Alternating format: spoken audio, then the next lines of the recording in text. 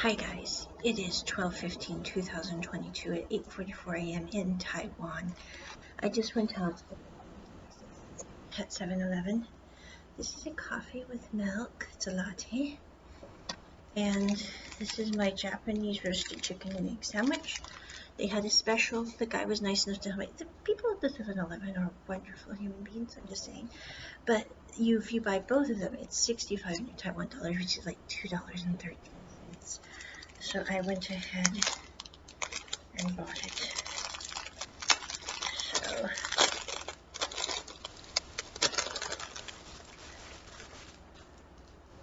see here. You also have the option of having them heat it up. I didn't do that because I was running short on time, but you do have that option.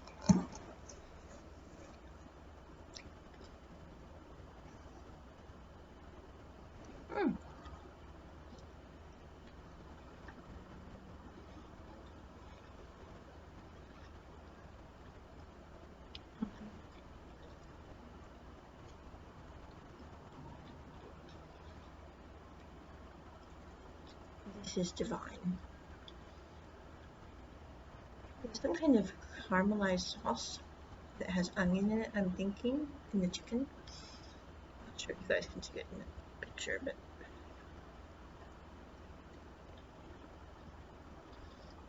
it tastes rather good. So today I am at home working till about noonish. I'm going out to get a rolling suitcase because the backpack is not really working.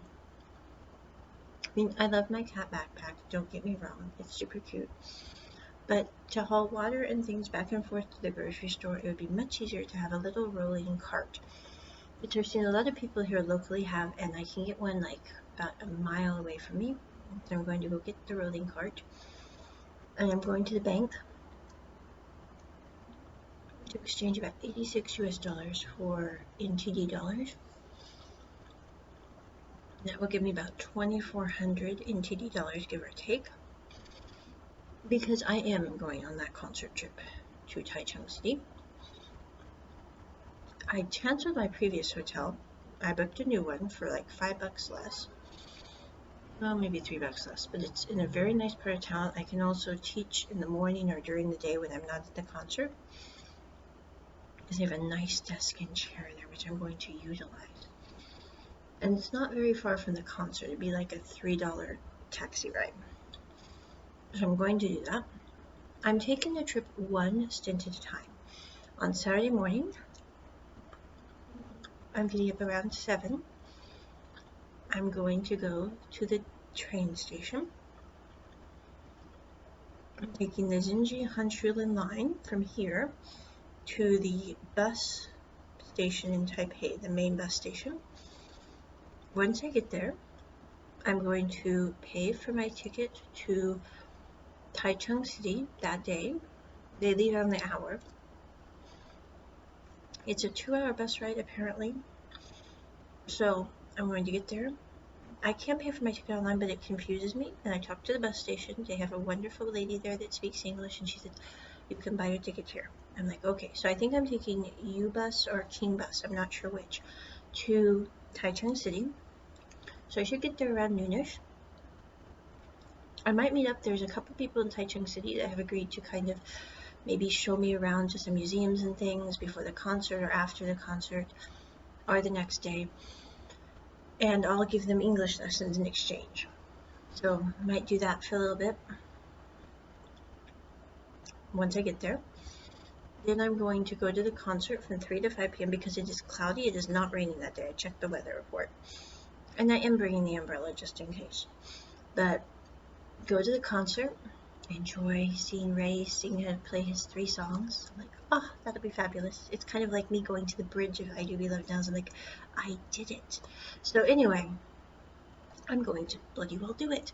So I'm going to that concert, and I'm like, if for some reason something goes wrong along the way, Taiwan is not like the US where you can get stranded in maybe less than ideal circumstances regarding safety. I'm like, I haven't once felt unsafe, so I'm like, if I do get lost, miss a transfer or something, I can get back on track. It will be okay. And let's say, for example, I set out on this journey and I do not make it to Taichung City. I'm only out like $30 for a hotel room. So I'm like, this is not a big deal on the grand scale of things. And I will know that I have tried it and know if this works or not. And it will boost my inner traveler confidence. So I'm like, I'm doing it.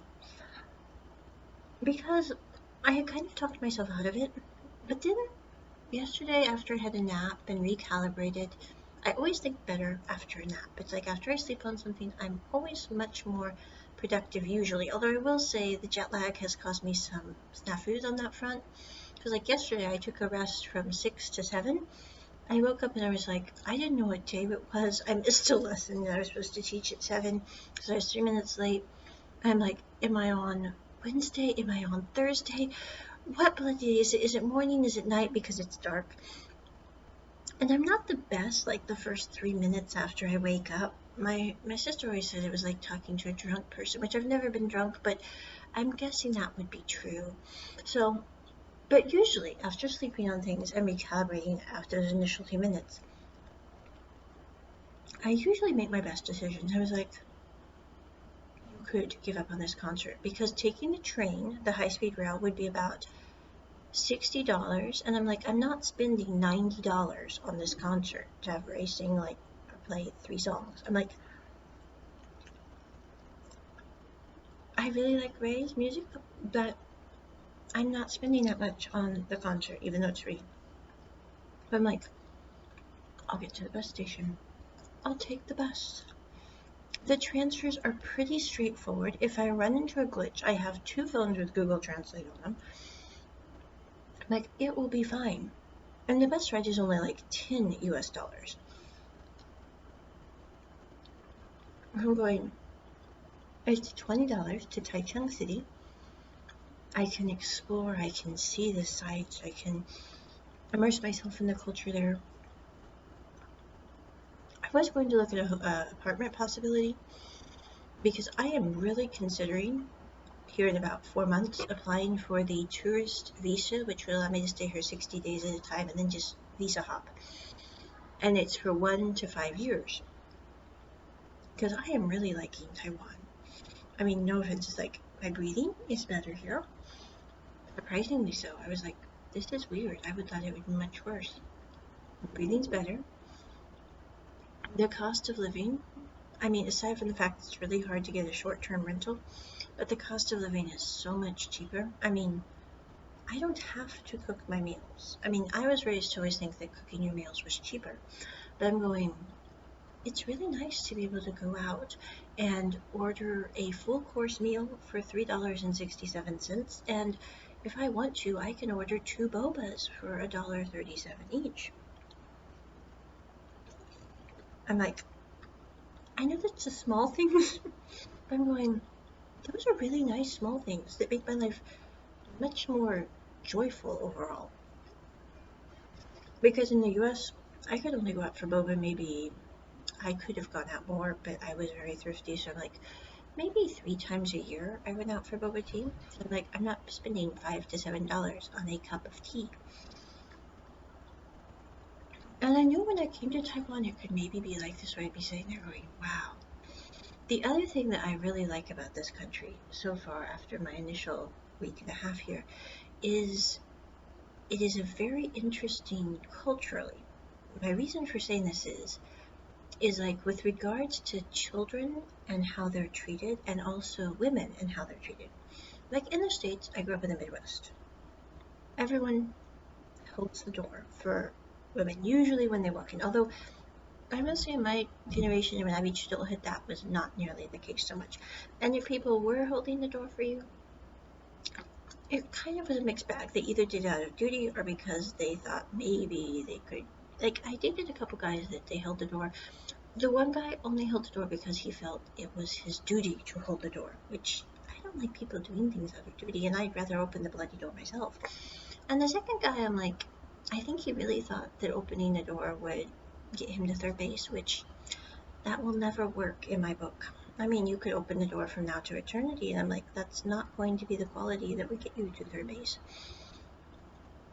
But here, the thing that I find interesting is when you see the elderly couples walking together on the street, usually the husband is right there by his wife and he's got her arm. But he's not doing it like out of a sense of duty. He's really just there going, I am enjoying the company. I have seen many couples this way. And I'm like, in the States, I rarely see older couples happily together on the street. Usually they're walking apart. The husband might open the door for the wife, but they're both tired, they're exhausted, they're whatever. And I will say American society is not conducive to a relaxed quality of life, but I'm going, the lower cost of living here makes things more reasonable. It makes less financial stress. It gives people more time to enjoy being around the people they care about. And I think that it's an interesting juxtaposition to living in the US. I mean, I love that song called People Watching by Conan Gray because I really do spend a lot of my life observing people and kind of looking at them going, I wonder what they're like. Not like in a weird, inquisitive way, but just like it's fun to see how people are. And the interesting thing to me during these past few days here in Taiwan is the overwhelming number of people that you see that if there is a couple, it's like, oh, they're here. I'm so happy they're here. But not like I'm doing this out of duty or I consider them weaker, so I'm holding the door. I'm like, a woman can bloody well hold the door just as well as a man. But it's a very interesting juxtaposition from living in the States. The other thing that I love is the children here. They're always with a parent or a guardian. And if they're not, you know that they're going home. Because like I saw a couple of kids that were like 8 or 9 years old and they're very well kept and they're just heading home. You can tell from school.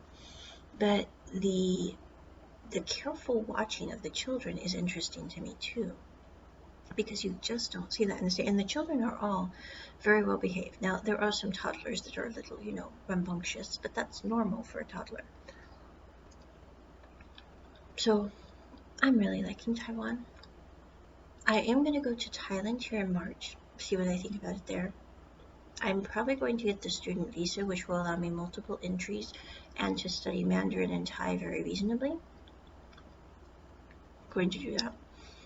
I might even get an apartment there. I don't know. If I can get the tourist visa back to Taiwan, I might very well consider living here more permanently with that 60-day thing.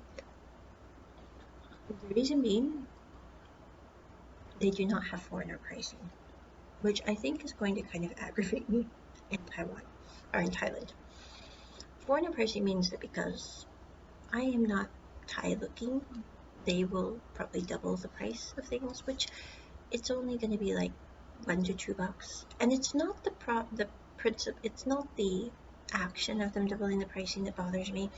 It's the principle, because I don't think you should charge people differently just because they're from a different place.